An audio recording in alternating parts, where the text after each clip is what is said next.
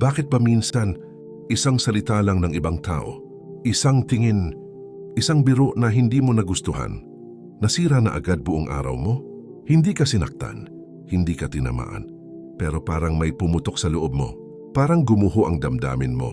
Tanungin mo ang sarili mo ng tapat, bakit ganito kalakas ang epekto ng ibang tao sa emosyon mo? Marami ang lumalabas sa isip mo. Ganun ba talaga sila? Bastos sila. Masama sila. Natural lang magalit. Pero ito ang mas mahirap tanggapin na katotohanan. Hindi ka galit dahil sa kanila. Galit ka dahil wala kang kontrol sa sarili mo sa sandaling iyon. At masakit pakinggan yan. Kasi mas gusto nating maniwala na may kasalanan ng mundo kaysa aminin na may kahinaan sa loob natin. Pero dito nagsisimula ang lakas. Hindi tinuro ng Stoicism na umiwas ka sa tao. Hindi rin nito sinasabi na magpanggap kang kalmado. Ang itinuturo nito ay mas malalim. You have power over your mind, not outside events. Marcus Aurelius. Ibig sabihin, hindi mo hawak ang bunganga ng ibang tao. Hindi mo hawak ang ugali nila. Pero hawak mo kung papayagan mo silang gambalain ang loob mo. At karamihan sa atin, hindi namamalayan. Ibinibigay natin ang kapangyarihang iyon ng libre. Isang insulto, buong araw galit. Isang disrespect, ilang oras nag-i-imagine ng sagot. Isang maliit na bagay, nawawala ang focus, peace at dignidad. Parang ganito, para kang may bahay na walang pinto. Kahit sino pwedeng pumasok at guluhin ka. Ang tanong ngayon, gusto mo bang manatiling ganito? Sa video na ito, hindi kita tuturuan kung paano magpigil ng galit. Hindi rin kita tuturuan ng toxic positivity. Ang ituturo ko sa iyo ay mas tahimik, mas malalim at mas delikado sa ego ng ibang tao. Paano maging untouchable? Yung tipong may nagsalita, hindi ka nag-react, may nangasar, hindi ka nayanig. May nag-disrespect, hindi ka bumaba sa level nila. Hindi dahil mahina ka, kundi dahil alam mo kung sino ang may kontrol. Dahil ang totoong lakas, hindi yung pinapakita sa galit, kundi yung hindi na kailangang magpakita ng kahit ano. Habang tumatagal ang video na ito, unti-unti mong makikita kung bakit ang mga taong madaling magalit ay kadalasang hindi talaga malakas at kung bakit ang kalmadong isip ang pinaka-nakakatakot na anyo ng kapangyarihan. Kaya kung pagod ka na kontrolado ng emosyon mo, kung ayaw mo ng isang tao lang ang sisira ng buong araw mo, kung gusto mong maramdaman kung ano ang tunay na inner control, manood ka hanggang dulo. Dahil sa huli, hindi lang paraan ng pag-react mo ang magbabago, pati kung paano ka tinitingnan ng mundo. Maraming tao ang hindi ka lang basta napapagalit, pinipilit ka nilang galitin. Bakit? Hindi dahil sa ikaw ang problema, hindi dahil sa mali ka sa kanilang mata, hindi rin dahil sa may personal silang galit sa iyo. Kadalasan, ang galit na nakukuha nila sa iyo ay instrumento ng kontrol. Sa madaling salita, kapag ikaw ay nagalit sa kanila, sila ang nanalo. Hindi mo lang naramdaman, naipakita mo rin. Naipakita mo na may kapangyarihan silang baguhin ang estado ng loob mo. Ang unang hakbang para hindi maging biktima ng ganitong dynamics ay maunawaan ang intensyon sa likod ng pangyayari.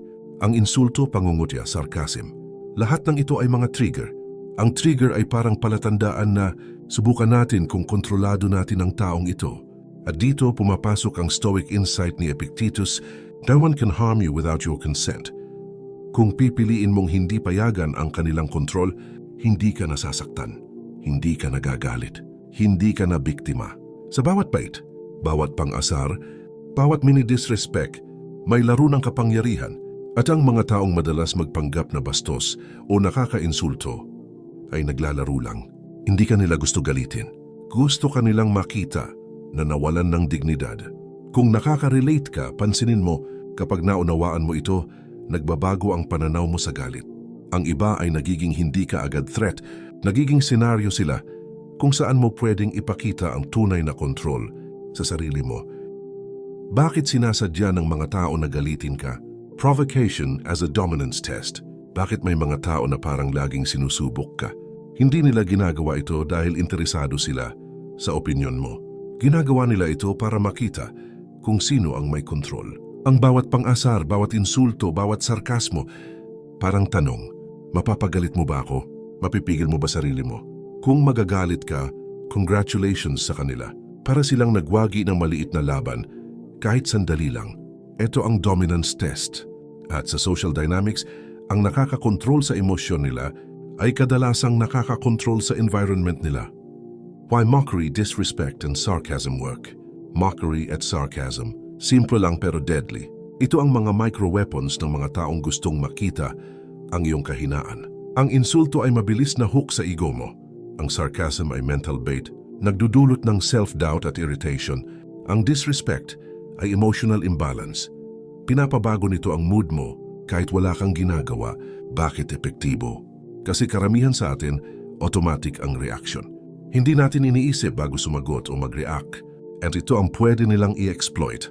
Ang reflexive emotional response mo, social hierarchy and emotional baiting. Sa grupo, may invisible na hierarchy. Ang mga nakakakontrol sa emosyon, nakakakontrol sa status.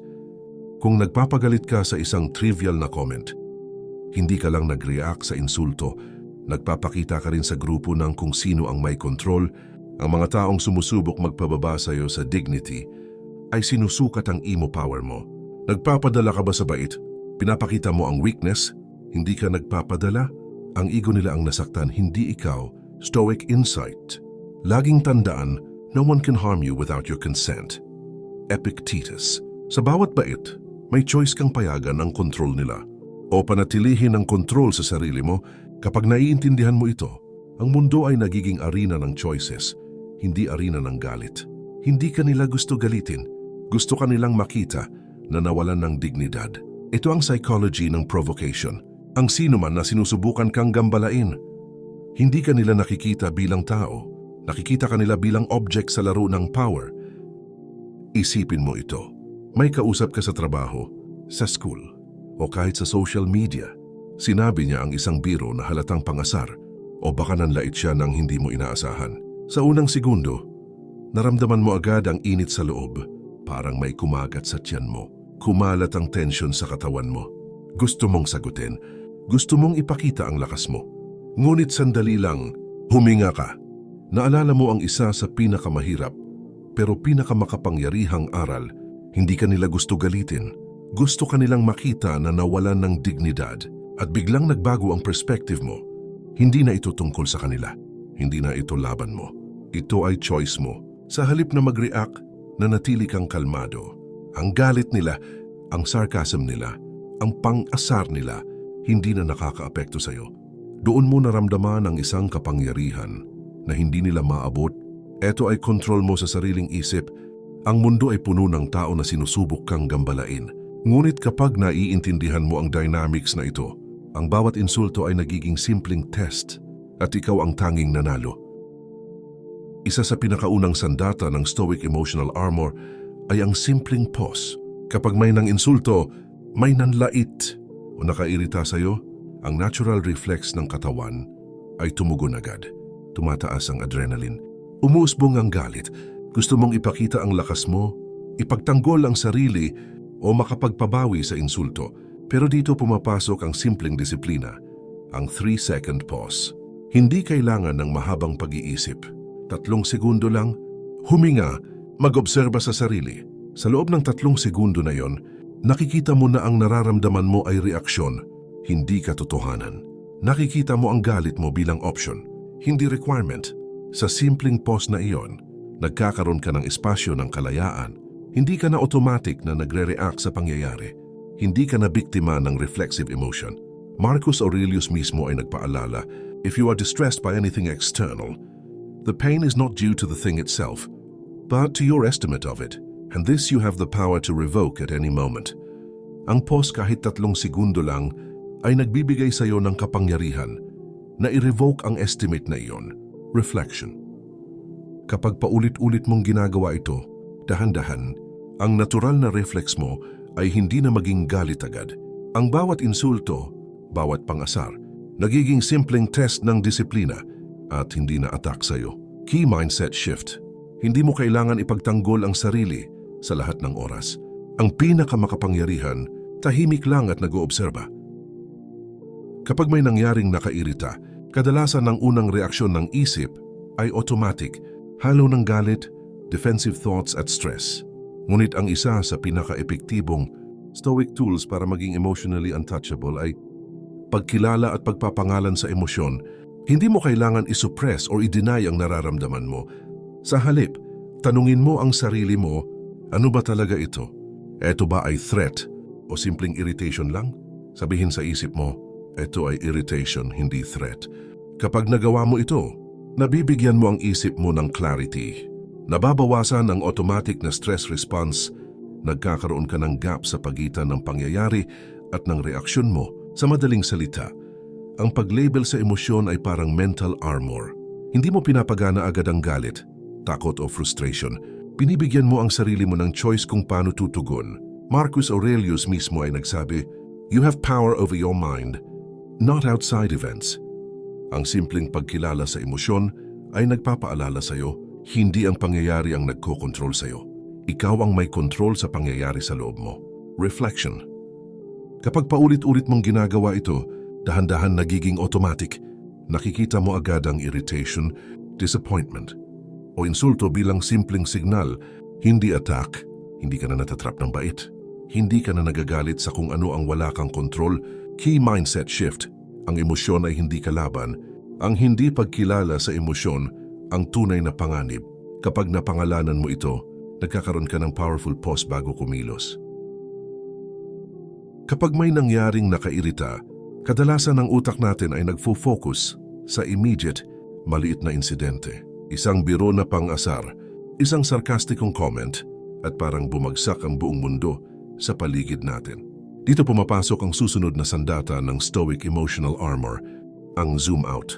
Tanungin ang sarili mo, may epekto ba ito sa buhay ko pagkatapos ng 5 taon? Ang insulto na ngayon ay parang dagok sa ego mo. Pero sa malawak na perspektibo, isang maliit na alon lang sa dagat ng buhay mo. Ang galit, frustration o irritation, temporary lang at maliit sa long-term view. Marcus Aurelius ay nagpaalala, consider how brief is life and how trivial most of the things we worry about are in the grand scheme. Kapag nag-zoom out ka, nababawasan ang intensity ng galit. Nakikita mo ang trigger bilang minor event, hindi existential threat. Nagkakaroon ka ng emotional immunity sa maliliit na pangyayari. Reflection. Ang mga tao at pangyayari na gustong gambalain ka sa 5 years perspective, hindi na mahalaga. Ang lakas mo ay nasa kakayahang hindi bigyan ng significance ang hindi mahalaga. Key mindset shift. Ang mundo ay puno ng triggers. Ang kalmadong isip ay hindi nakatira sa minuto-to-minuto na drama. Nag-zoom out ito. Sa pag-zoom out, wala kang nakikitang dahilan para magalit. Isa sa pinakamahalagang prinsipyo sa Stoicism ay control dichotomy. May mga bagay na kontrolado mo at may mga bagay na hindi mo kontrolado. Ang kapayapaan ng isip ay nakasalalay sa pagkilala nito. Kapag may nang insulto o nang asar sa'yo, hindi mo kontrolado ang salita nila, hindi mo kontrolado ang intensyon nila, hindi mo kontrolado ang galaw ng mundo sa paligid mo. Ang kontrolado mo lang ay ang reaksyon mo. Paano mo pipiliing tumugon? Paano mo pipiliing panatilihin ang dignidad mo? Paano mo pipiliing huwag pahintulutan? Ang galit na kumontrol sa'yo. Dito mo nakikita ang kapangyarihan ng Stoic mindset, ang bawat emosyon na napapansin mo. May choice ka sa loob nito. Marcus Aurelius ay nagsabi, "You have power over your mind, not outside events. Realize this and you will find strength." Kapag naiintindihan mo ang control dichotomy, hindi ka na biktima ng galit, insulto o manipulation. Hindi ka na naaapektuhan ng pang-asar o sarcasm. Nagiging natural ang emotional armor mo. Reflection. Ang mundo ay puno ng bagay na hindi mo makokontrol. Ang galit, stress at frustration ay kadalasang paglaban sa hindi mo kontrolado. Kapag iniwan mo ang hindi mo kontrolado, nagagawa mong panatilihin ang kapayapaan ng isip. Ang taong may kontrol sa sarili, hindi kailangang manalo ng argumento. Hindi mo kailangan patunayan sa kanila na tama ka. Hindi mo kailangan patunayan sa mundo ang halaga mo. Ang kailangan mo lang ay hindi pabayaan ng ibang tao na makontrol ang loob mo. Calm is power. Maraming tao ang nakakaapekto sa iyo. Hindi dahil malakas sila, kundi dahil nagbibigay ka ng kapangyarihan sa kanila sa pamamagitan ng reaksyon mo. Isipin mo ito, iisang tao ang nanlait sa iyo. Kaagad kang nag-react, nagagalit, naiinis o nagtatanggol ng sarili. Sa sandaling iyon para silang nanalo. Nakita nila ang galit mo. ang frustration mo, ang emosyon mo. At dito nila naramdaman ang kontrol. Ngunit kapag nanatili kang kalmado, isang kakaibang pangyayari ang nagaganap. Ang sarcasm, insulto o pang-asar nila ay dumadaan lang, walang epekto. Hindi mo pinapagana ang kanilang weapon. Sa halip, nagiging silent authority ka. Hindi sa pamamagitan ng pananakot, kundi sa pamamagitan ng tahimik na kapangyarihan. Ito ang konsepto ng Stoicism. Ang calm mind ay pinakamakapangyarihang armas. Tahimik na isip, psychological dominance. Bakit ganon? Kapag hindi ka nagre-react, una, takot ang ibang tao sa hindi nagre-react. Kadalasan, ang mga nanlilito o nangaasar ay naghahanap ng emotional response. Kapag wala kang ibinibigay, nawawala ang kontrol nila. Ang galit mo ang gusto nilang makita, ito ang reward nila.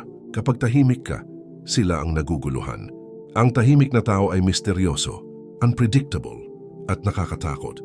Pangalawa, calm body language bilang silent authority. Hindi lang isip ang kailangan kalmadong. Paano ka nakatayo, paano ka huminga, paano ka tumingin sa tao. Lahat ng ito ay nagsasabi ng kapangyarihan. Tahimik ka lang pero nakikita nila na wala kang kinatatakutan. Wala kang labis na kailangan patunayan. Ang bawat galaw mo ay nagpapakita. Ikaw ang may kontrol, hindi sila. Pangatlo, emotional restraint bilang status signal. Kapag napigil mo ang galit, frustration o urge na tumugon, ipinapakita mo sa sarili mo. At sa mundo na may mastery ka sa sarili mo. Sa social dynamics, ang restraint ay hindi kahinaan. Ito ay status. Ang taong madaling magalit ay mababa ang kontrol, madaling manipulahin. Ang tahimik na may kontrol ay mataas ang power kahit walang salita. Pang-apat, stoicism versus passivity. Mahalagang linawin, ang tahimik na kontrol ay hindi passivity. Hindi ito pagiging mahina o hindi pakialam. Passive, iniwasan mo ang laban dahil natatakot ka. Stoic, calm. Hindi ka naapektuhan dahil pinipili mo ang reaksyon mo. Tahimik ka pero conscious. Kalmado ka pero alert. Hindi ka basta-basta manipulated.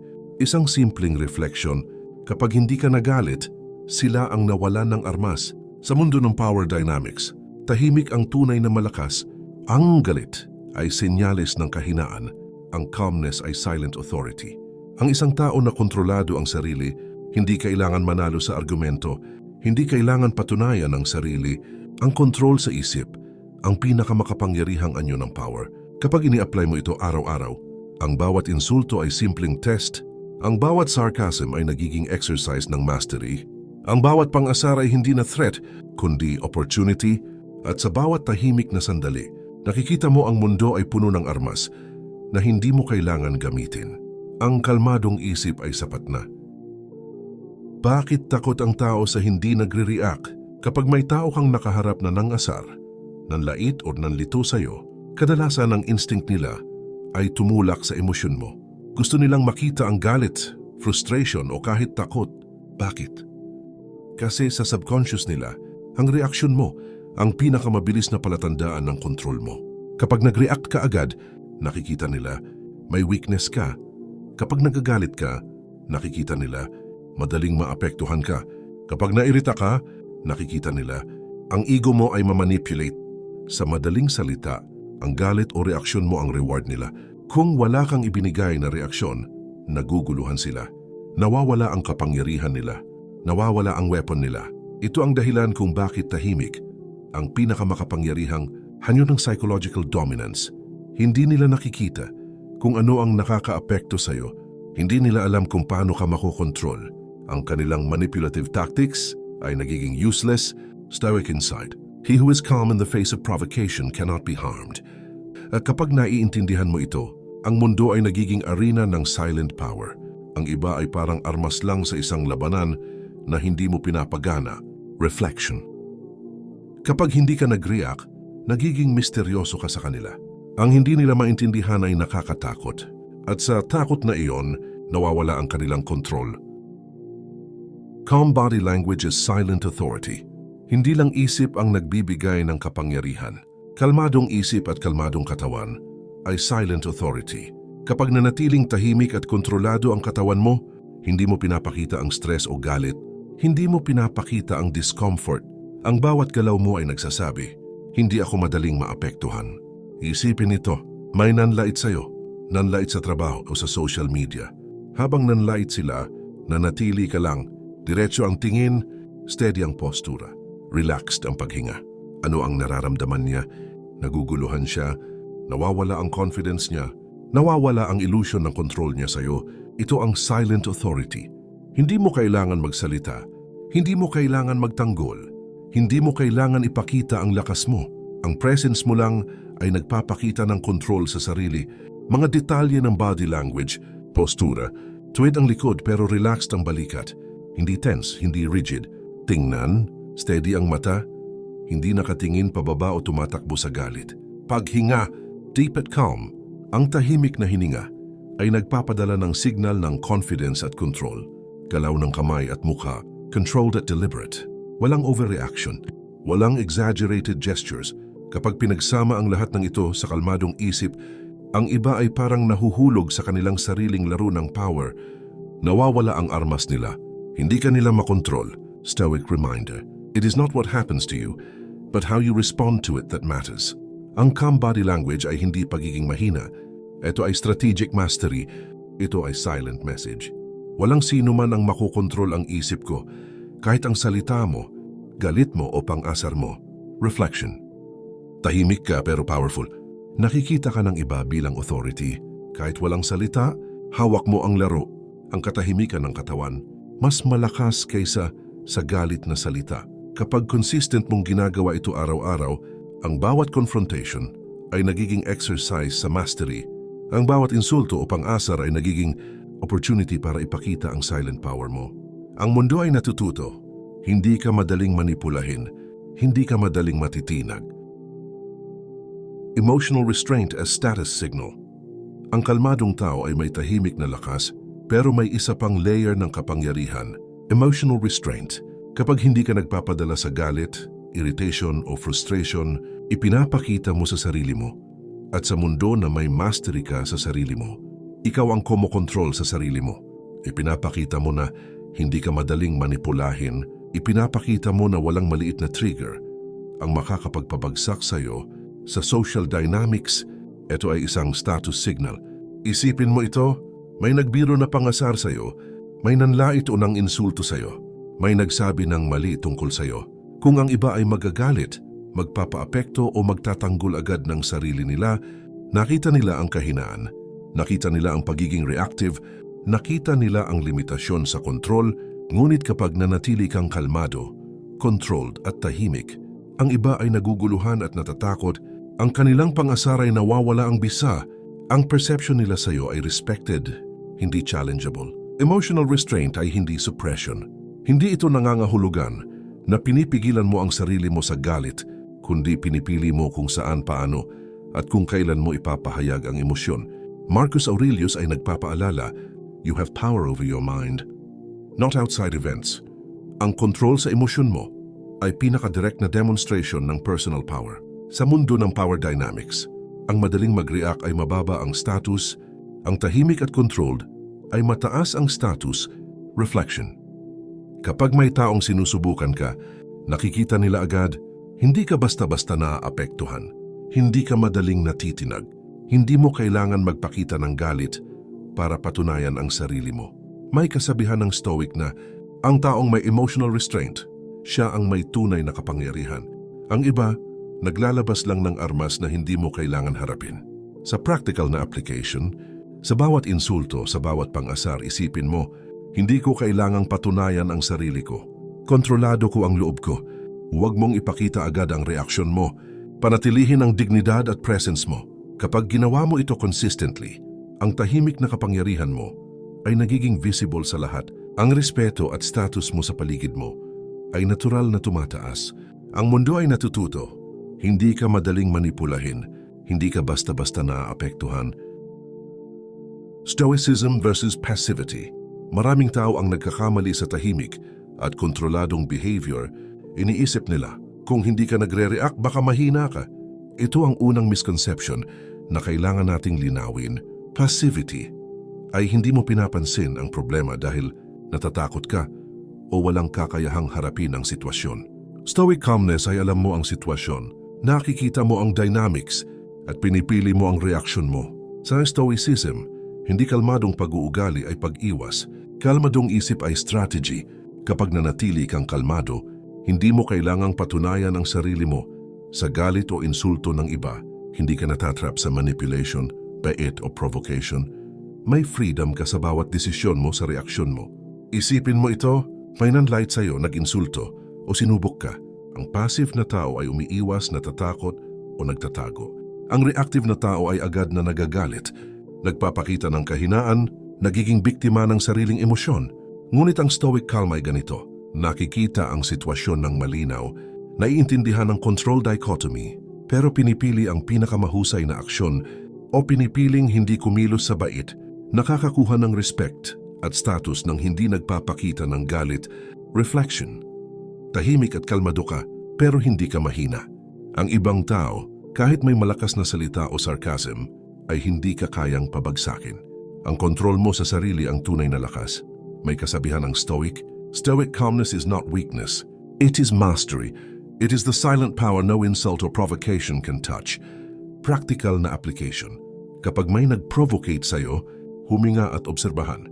Tanungin ang sarili, ano ang kontrolado ko dito? Huwag mag-react kung walang pakinabang o kung wala sa kontrol mo. Panatilihin ang dignidad, tahimik na presence, at calm body language. Sa ganitong paraan, hindi ka basta-basta natatrigger. Ang iba ay naguguluhan at nawawala ng control, ang mundo ay natututo. Ang lakas ay hindi sa galit, kundi sa tahimik at disiplinadong isip. Sa huli, ang kapangyarihan ng calmness ay hindi nakikita sa lakas ng boses o sa dami ng salita. Ang tunay na lakas ay sa tahimik na kontrol ng isip at katawan.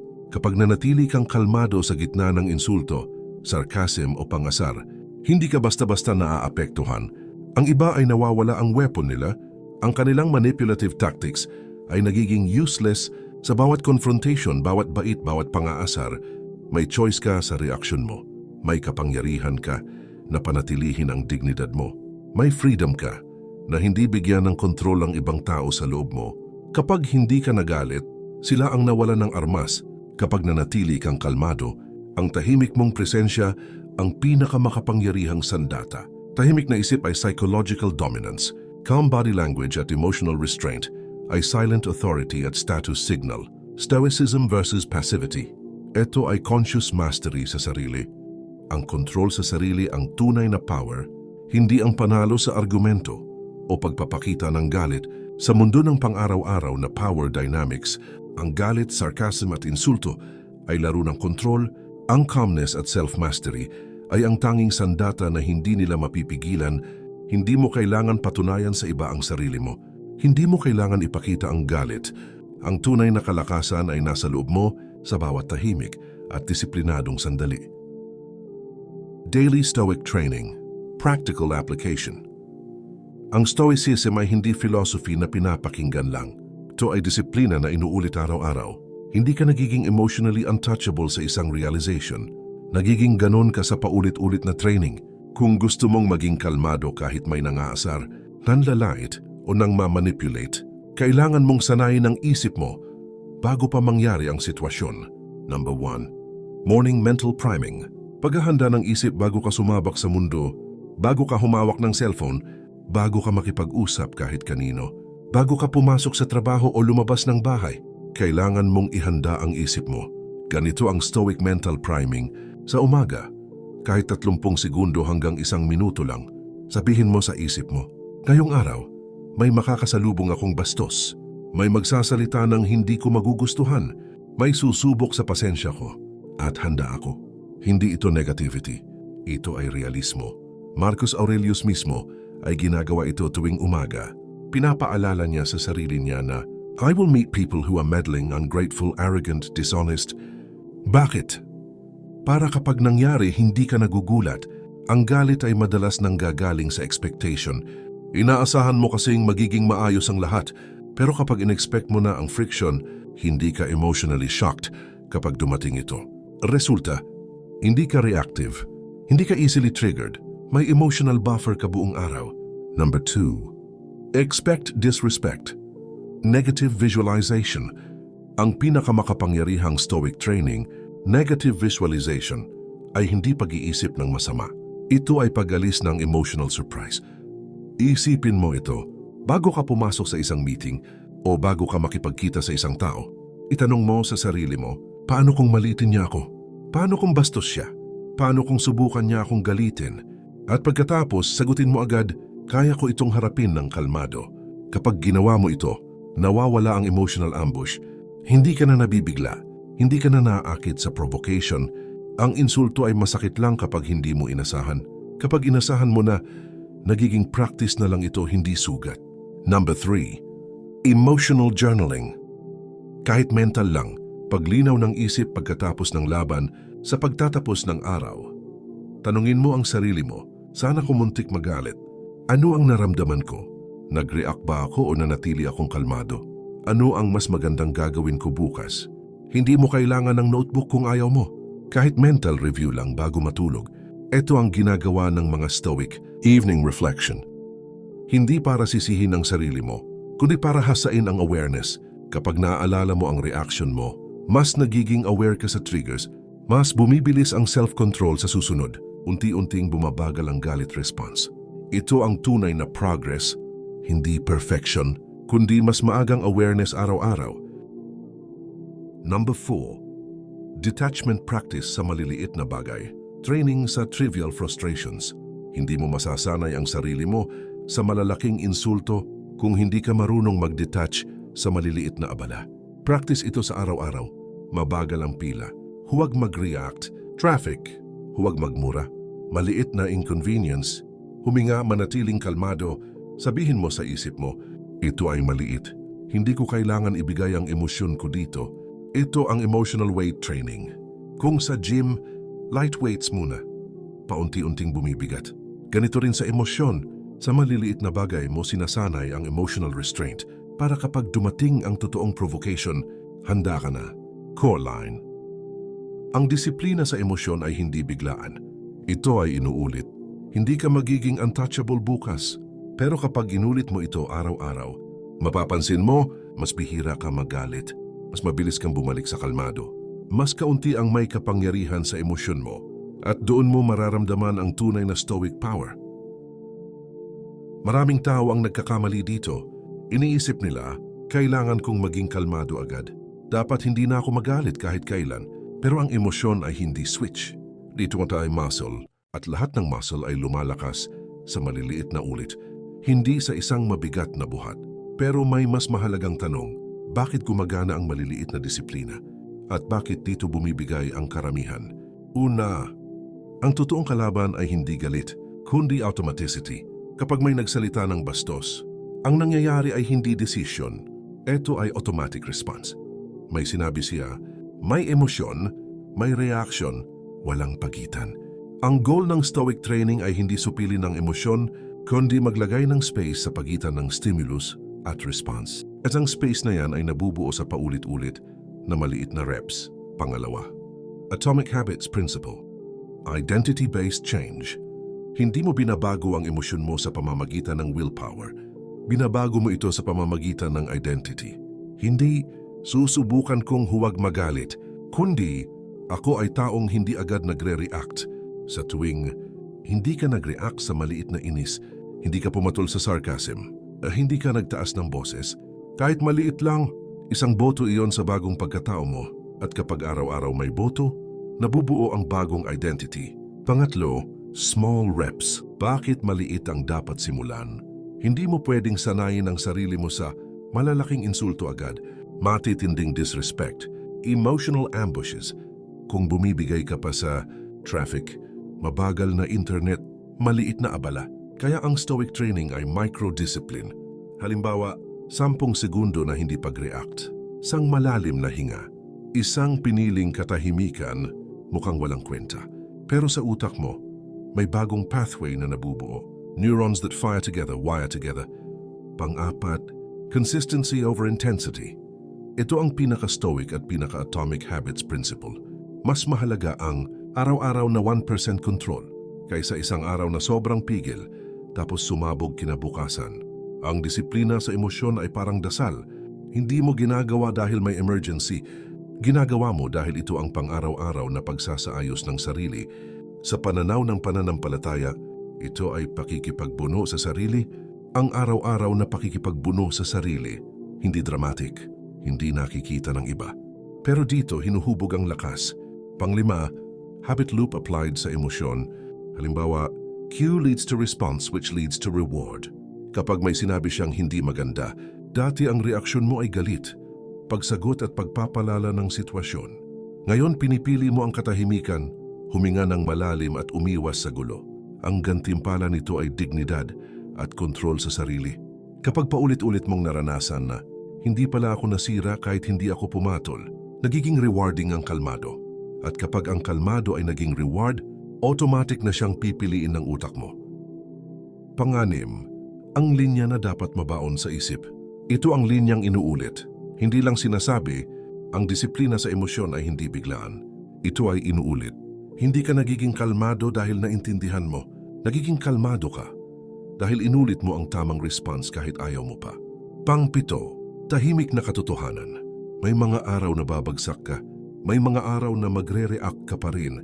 Pero kung bumabalik ka sa practice, kahit paulit-ulit, nasa tamang landas ka na. Ang taong may control sa emosyon ay hindi yung hindi nagagalit. Ito yung marunong bumalik sa sarili bago pa man tuluyang mawala. Dapat tandaan, hindi lahat ng oras ay bawal magalit. Ang galit ay may tamang panahon at dahilan. Ang tanong, kailan ba dapat magalit? Maraming tao ang nagkakamali sa ideya ng stoicism. Iniisip nila na ang pagiging stoic ay nangangahulugang hindi ka na pwedeng magalit. Ito ay malalim na maling pagkakaintindi. Ang stoicism ay hindi tungkol sa pagiging robot o pekeng kalmado. Ito ay tungkol sa pagkontrol sa sarili, pag-unawa sa emosyon, at paggawa ng tamang aksyon kahit na puno ng kaguluhan o kawalan ng respeto ang paligid mo. Una, makatarungang galit versus galit ng ego. Makatarungang galit dahil may mali sa paligid. Galit dahil may kawalan ng katarungan o may nasasaktan na iba. Galit na may layunin para gumawa ng tama, hindi para ipakita ang sarili. Maling galit. Galit ng ego, galit dahil sa pride, insulto o personal offense, galit na padalos-dalos, reactive lang, walang malinaw na layunin, galit na nagpapahina, hindi nagpapalakas. Punto ng stoicism, ang makatarungang galit ay sinasadya. Ang galit ng ego ay padalos-dalos. Kapag alam mo ang pagkakaibang ito, hindi ka basta nagpapadala sa insulto o pang-aasar ng iba.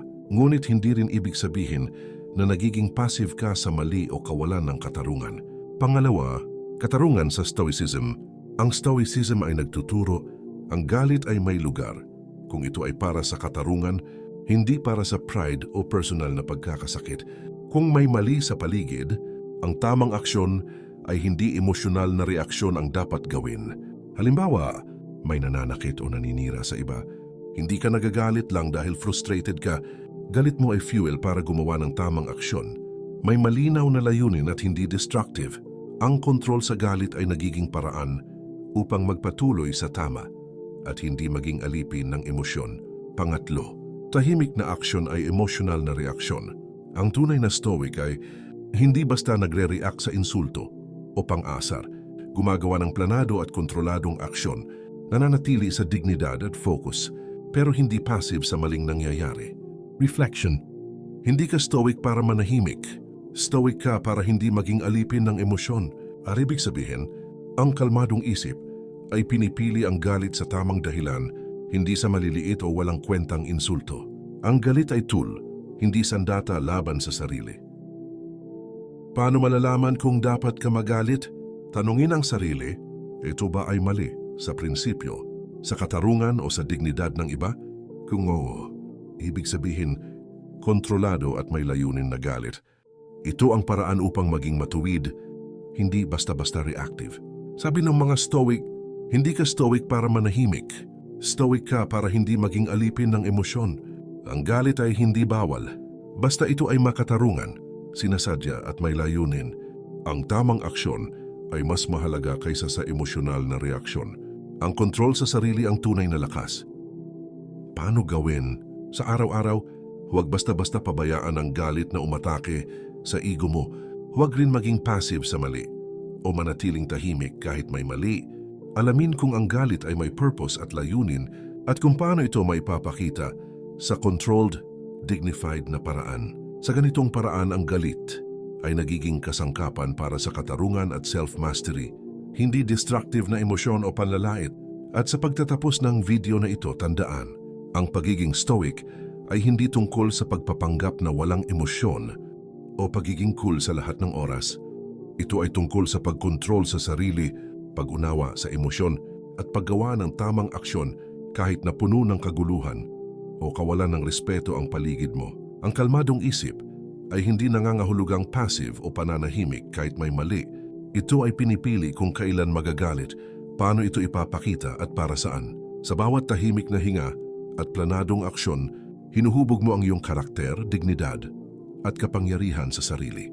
Ang galit ay hindi laging masama, basta ito ay makatarungan, may layunin at kontrolado. Ang tamang aksyon ay mas mahalaga kaysa sa emosyonal na reaksyon. Ang kontrol sa sarili ang tunay na lakas sa araw-araw. Ulitin ang practice, pause bago mag-react.